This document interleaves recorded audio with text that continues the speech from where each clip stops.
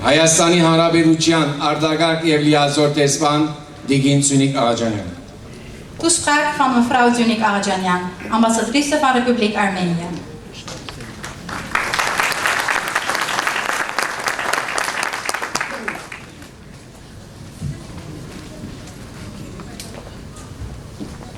Շնորհակալություն, բարև ձեզ։ Սիրելի հայրենակիցներ, սրբազան հայրեր, հարգարժան քաղաքապետ, Հոլանդիայի և եվրոպական խորհրդարանների ներկայացուցիչներ, տեղական խորհրդարանների ներկայացուցիչներ, տիկնայք և բարոնայք։ Dear compatriots, Reverend Father, Mr. Mayor, dear representatives of Dutch and European parliaments, representatives of regional parliaments, ladies and gentlemen. Decades in a row, the whole Armenian nation in different parts of the world is coming together this day to mark the memory of 1.5 million Armenians that fell victim to the genocide. We tighten up in a fist every time and take a vow to continue our struggle to achieve justice. This year it is slightly different. It is already 100 years, a century from the day when the treacherous Turkish mind contemplated the criminal plan to exterminate a whole nation and started its consistent implementation under the guise of the World War I. The body, the soul, the mind, and the memory were being annihilated. However, 100 years later from those dreadful days, we, the generation that followed those that have survived the pain and suffering of the Armenian genocide, every single Armenian that is scattered all over the world, proves by its existence that the plan to exterminate us did not succeed. The existence of independent Armenia, every single Armenian that continues the creative zeal of its people, testify to the fact that it was not possible to break our spirit.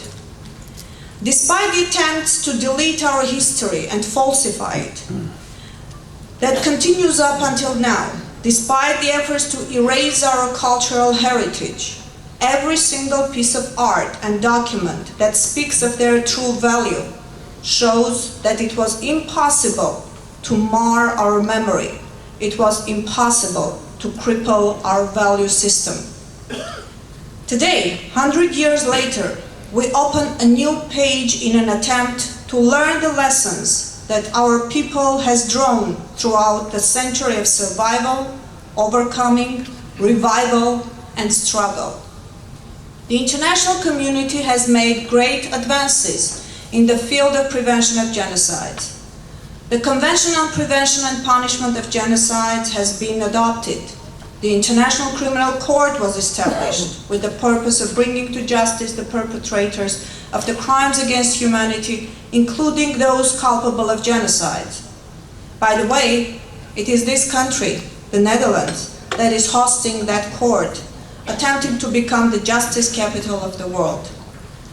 Regrettably, we should note that despite these huge improvements, we continue to see behavior based on political expediency, continue to witness double standards when countries and governments, from one side, propagate themselves as protagonists for the protection and promotion of human rights, and from the other, abstain from calling the events that colored black the bloody pages of the world history in 1915 by its name, genocide. By doing so, they justify their stance with some economic and strategic interests.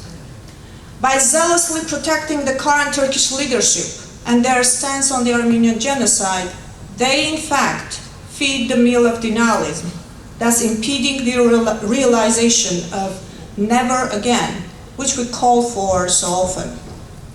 We must note with dismay that many have hoped that 100-year anniversary of the Armenian genocide would allow to push into oblivion this issue, putting aside the responsibility to adopt positions on it.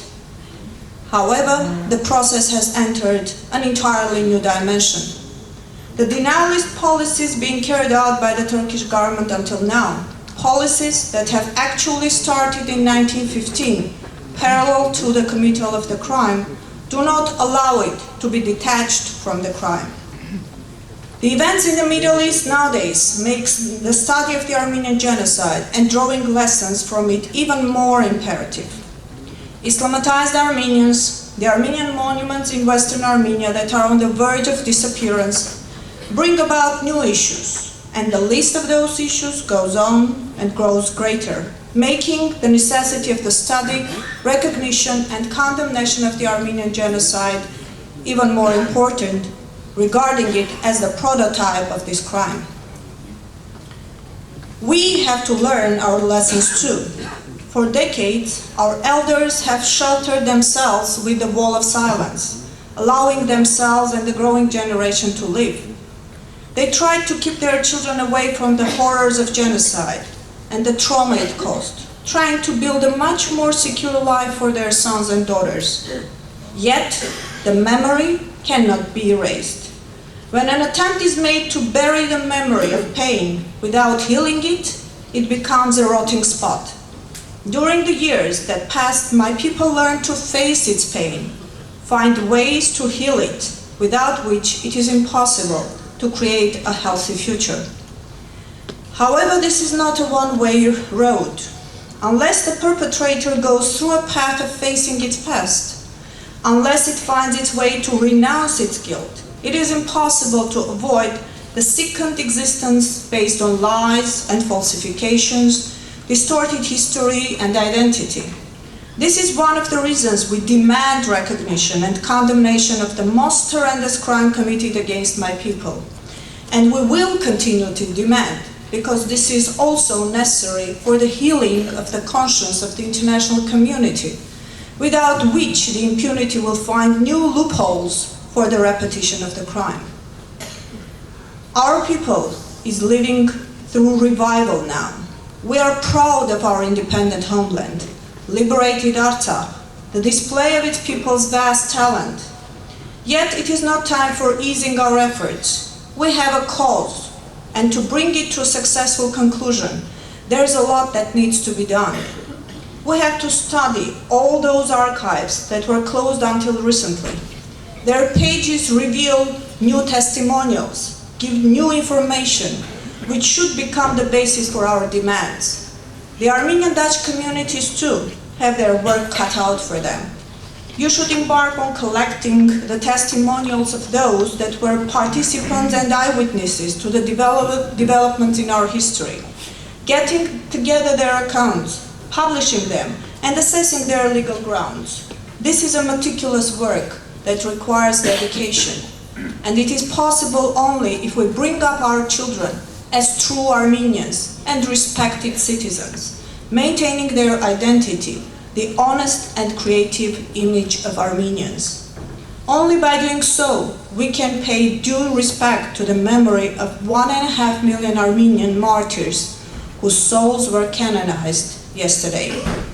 So let's do everything to deserve the sacred memory of our ancestors. Let's be united and joined, continue our fight to achieve the just demands of our people together. I thank you.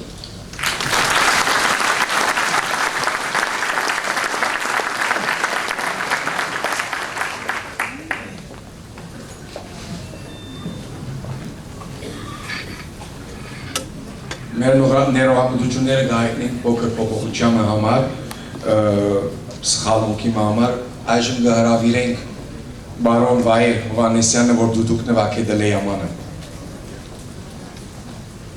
Een kleine omgooiing van het programma. We waren vergeten om de doedoek op te laten treden. Dat is een liedje genaamd De Leyaman door Wahai Hovanesyan. Dat is een liedje dat elke Armenier aan het hart gaat. Je noemt het, ze weten het en de tranen komen.